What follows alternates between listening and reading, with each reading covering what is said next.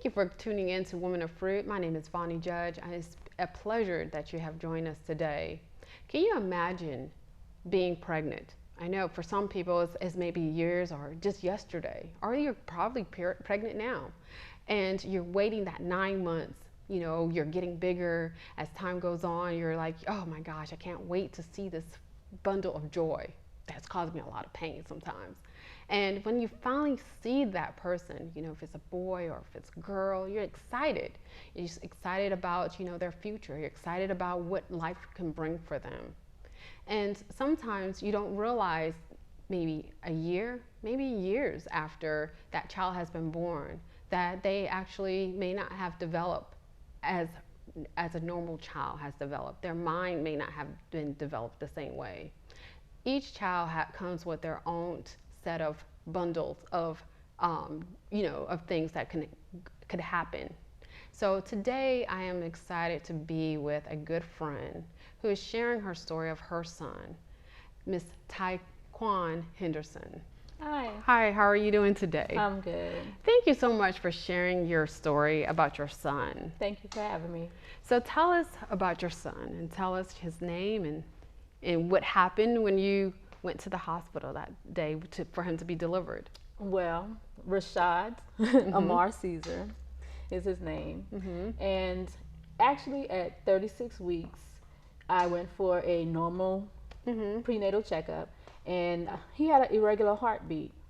So they did an ultrasound, and the ultrasound technician said, well, it sounds like truncus.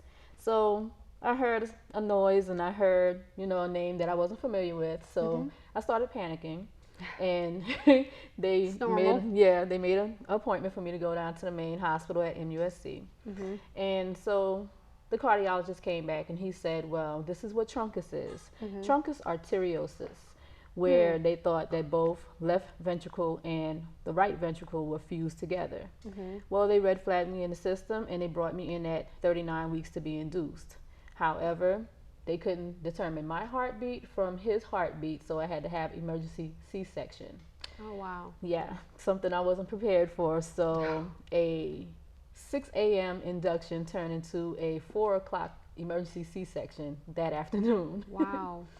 Well, after having him, it wasn't truncus arteriosus. It was hypoplastic left heart syndrome. What is that? Yeah. So that's where the aorta is small, and they had to go in and enlarge his aorta, which is his heart, and they had to cut a patch in his heart. And then the ventricle was shortened, his left ventricle was shortened, so they had to put a shunt in his chest. So basically his diagnosis was hypoplastic left heart syndrome, aortic atresia, ventricular septal defect. Wow. Which meant that, of course, they had to enlarge the heart by putting a patch in it. Then they had to go in and extend the left ventricle by putting a shunt in it. And the atresia was the heart murmur. So his heart didn't beat like ours beat on a regular basis. We spent 2 months in the hospital. They labeled him as a failure to thrive because he was aspirating and refluxing. So they labeled him as NPO'd, which was nothing by mouth. So he was tube fed through the nose. Wow. He still couldn't take any feeds. So I couldn't give him breast milk because breast milk is cow's milk. Wow. Right. So this is all before you can even take him home. Before I can take him home. Wow. So because he couldn't have any feeds by mouth, and he couldn't keep anything down on his stomach because he was refluxing, they did another surgery called a Nissen fundoplication. That surgery was taking the top part of the stomach and wrapping it around the bottom of the esophagus to seal the little ring to make it tighter so he wouldn't reflux. Therefore, they thought that was going to help with the refluxing and the aspiration. That didn't help at all. Therefore, they had to go in and put a feeding tube in. So when I finally got to take him home 2 months later at 7 pounds, 4 ounces, he was on a feeding pump for 18 hours a day. Wow. All while I was in school full time, and had 2 other children at home. So you're a single mom. Yes. Having this child, right, who has, you haven't even, you finally did take him home for, 2 months after this whole ordeal. Had, he went through three different procedures in those time frame. In 2 months. In 2 months. And they didn't think that he was going to actually thrive. Right.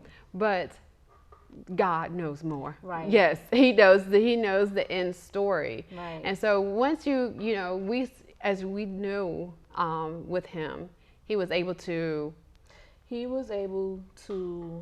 walk at 3 years old.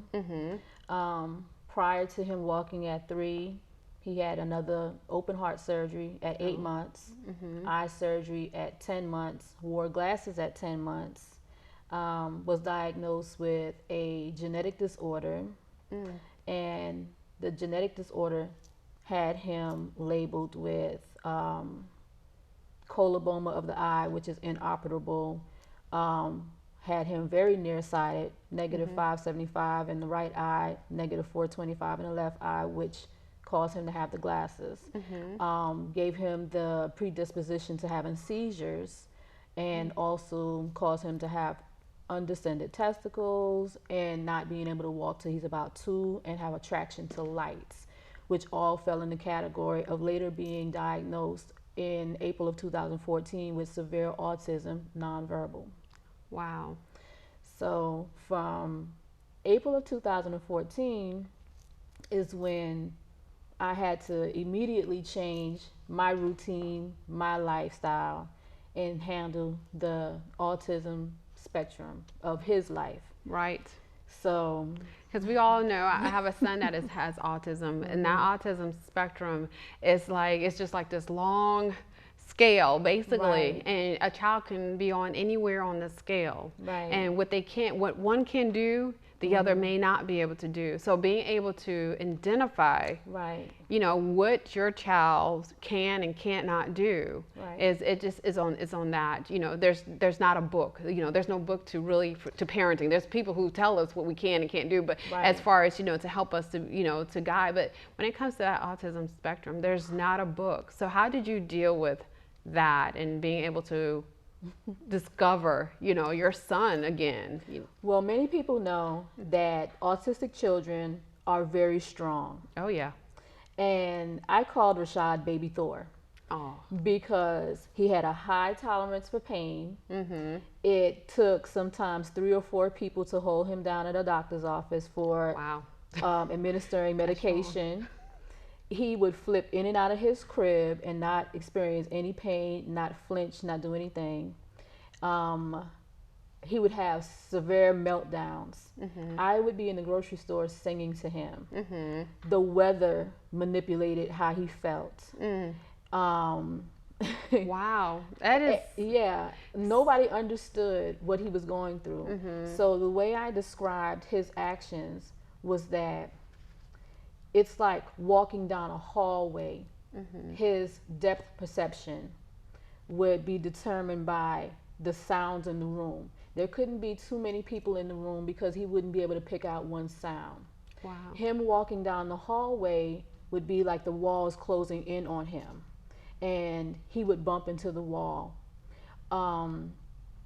Hearing 2 to 3 people in the room talking at the same time would aggravate him because he wouldn't be able to pick up one voice to identify what one voice is saying.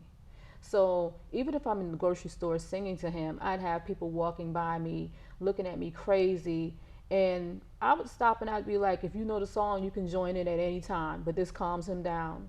And I would just keep moving. Temperature, I would put long sleeves on him in the dead of summer. Because if I went into the grocery store in the frozen food area, he would start to tremble or he would tense up because it was too cold for him. So he slept in footy pajamas year round. Yeah. He would just have meltdowns for no reason. Wow.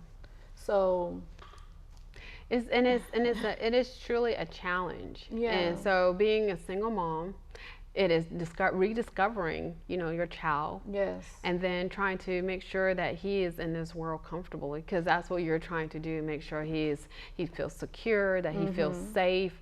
And so that's our job as, you know, as mother, our nurturing portion of it. Yes. So how do you mentally keep it together for yourself? My job became my outsource. My clients became my outsource. All of my clients knew about Rashad. So I have clients that say, I don't know how you do it. You know, if it was me, I'd be in a nut house. Right. You know, so nobody actually knew that I had an autistic child at home unless I talked about him. Wow. And when I talked about him, they're like, are you okay? Yeah, you don't act like you have an autistic child at home. Right. And then my daughter was like second mom. So everything I knew how to do, she knew how to do.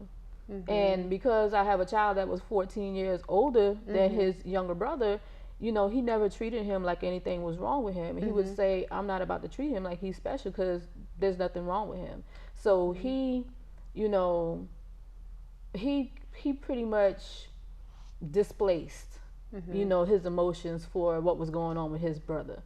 My daughter, she tried to understand, but she didn't fully understand. She just treated him like nothing was wrong with him. And I would tell her to make associations. So if it sounded like he was trying to say rain, I would say put that R in front of the rest of the sound. Because if he saw water dropping outside, he would, and I'd be like, say rain. You know, to make it sound like a word, so he can associate his sound with a word. Right.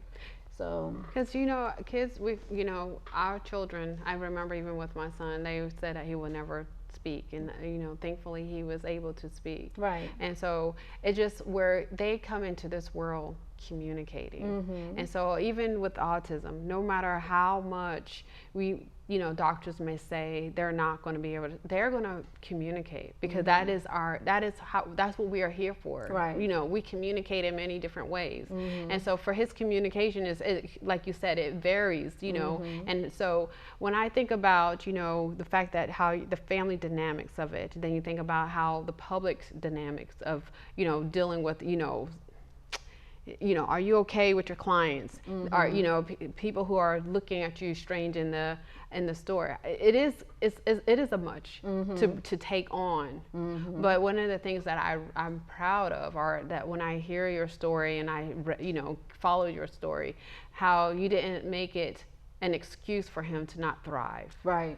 And so went school, he, you know, he was able to go to school. Right. And he was able to do certain things with learning, because I saw, you know, and I think that even with his teachers, they showed how much progress. Right. And that is, to me, that's what we want for our children. Right. And so regardless of what happened and how they got here and things of that nature, the hiccups, just seeing their transformation of how they became so great in life, and the mark that he has left.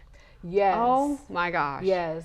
I was so overwhelmed because his teachers, oh my goodness, his teachers and his therapists, because he had outsourced therapy and he had in-school therapy. And for people who did not know, if you have a special needs child, they, by South Carolina state law, they have to be in school no later than the day after their 3rd birthday. So the year that he turned 3 on a Sunday. The bus was in front of my doorsteps on Monday. Wow. And that at that time he was not fully walking on his own, the best of his ability, so he had to be in the stroller on the bus lift.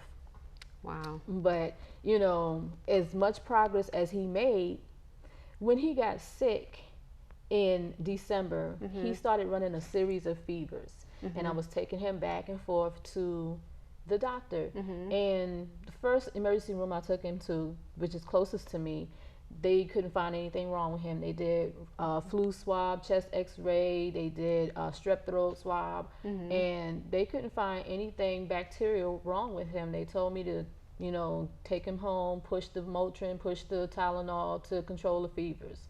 They sent me home. He still had a fever of 102.5. Wow. And he was a heart patient. So you can't play around. Right.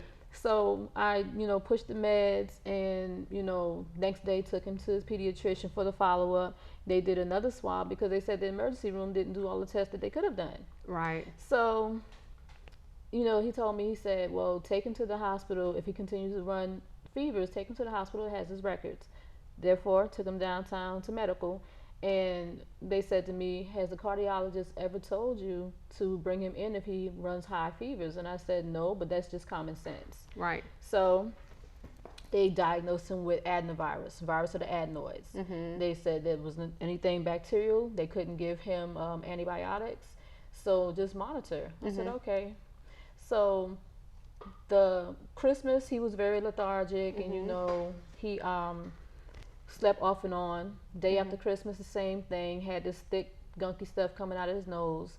Sunday after Christmas, he got up ripping and running, nose crusted over. Right. Like nothing was wrong with him. Back to tearing up my blinds. My daughter came in the room. She said, Mommy, Rashad tore up the gate. I said, what gate? She said, the gate at the kitchen. So I peeked over down the hallway, and he's looking up at her down the hallway like, you just had to go tell on me. Right. So the minute I swung my leg off my bed to go see what was going on, he makes a beeline for the couch. And I was like, you never done that before. Right. No, you ran because you knew you were about to get in trouble. 2:00 Sunday afternoon, we're all in the living room, and I hear the noise, but I don't hear it. My daughter goes, Mommy, why is Rashad growling at the toy? I was like, growling? So he's sitting with his legs extended in front of him, and he's holding the toy, and it's a little Tonka toy, cement truck thing, that lights up and it swirls or whatever, and he's holding it in front of his face like this. I look over, and he has rolled over. The toy has rolled in front of him, and he's convulsing on the floor. I run over to him. His eyes are rolling in the back of his head. I told my daughter, I said, call 911. He's having a seizure. Wow. Rush him to the ER. EMT came after I called 911 or whatever. I said, he's having a seizure. She said, roll him to his left side. Don't apply pressure. Don't panic because he can still hear your voice. I said, he's not breathing. She said, that's typical. Foaming from the nose and the mouth. Got him from one ER to the main hospital downtown. Got him hooked up. Wasn't breathing on his own. Doctor comes out and says, because of the amount of time his body was without oxygen, he could have brain damage. Wow. That Monday, he had a series of smaller seizures. They was worrying about his brain herniating from under his skull, swelling some more. That Tuesday, the doctor came to me. He said, you're going to probably have a few difficult decisions to make within the next couple of days. I told the doctor, I said, listen, you're not God, I'm not God. I'm not about to play God with my child, and you're not cutting anything off on my child. So you're going to do every test known to man that you can do to bring my child back. If he crashes on his own, then that's understandable. Right. 2 weeks later, they did what's called a somatosensory elliptical potential test or whatever, and there was no brain activity past the brain stem. Wow. So we took him off the ventilator, and he breathed on his own for about 3 hours, and that was it. That is so heart-wrenching, because you see all the different, all the different stages of your child's life. Yep.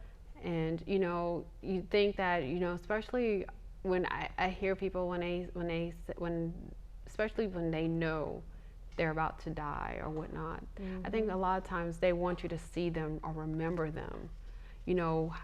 Just having that burst of energy, him coming back and playing and everything like that. That's what he wants you to remember. Yep. And so I thank you so much for sharing your story with us. You're welcome. And sharing him with us and with the world, because his story has really inspired so many people, and it brings to light, how tough it is to be a mom of a child with special needs, Yes. a single mom. Yes. Yes, because that is a difficult task of his, children of his own is a difficult task. But I mean, to me, it's like y'all, your both of your relationship, to me, is just such an example for so many people. So I thank you so much. Thank you. And you know what I mean? It's like he is smiling on you, and he did an awesome job. He knows that, and he wants you to remember that. Yes. So thank you so much for sharing your You're story. welcome. I appreciate it. You're welcome.